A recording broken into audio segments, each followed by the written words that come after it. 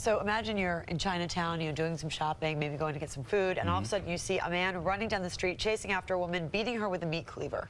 Well, she's not making this up. This actually happened, and that woman's husband is now under arrest, accused of this horrific crime that played out right in the middle of Chinatown. Robert Moses is there this morning with the very latest on this story. Good morning, sir.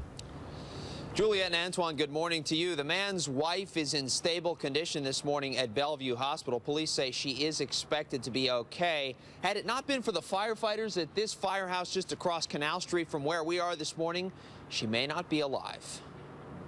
Firefighters at Engine 9, Ladder Company 6 were preparing their rigs for another Sunday. The door of the firehouse happened to be open, so they had a perfect view of a terrible scene playing out across Canal Street. I heard a commotion in the street, and I look over.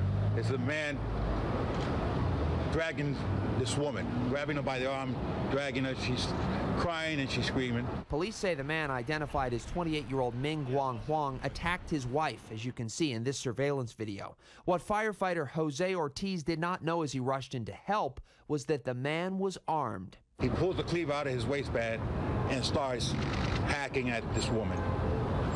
I rush him, I'm trying to grab the cleaver, but he's swinging. The surveillance video shows firefighters subduing the cleaver-wielding man until police officers arrived to arrest him. But that's only half the story. As battered as she was, his wife somehow managed to stumble away. She wouldn't let us get near her. She was covered in blood, and we were trying to, calm her down and make sure she wouldn't fall over. She was very disoriented. Firefighters say she had serious injuries from the attack, as you can see from the bloody clothing on the sidewalk. At least 6 to 8 throughout her body. Head, back of the neck, her sides, her arm. One very deep one in the back of the head, which was our main concern.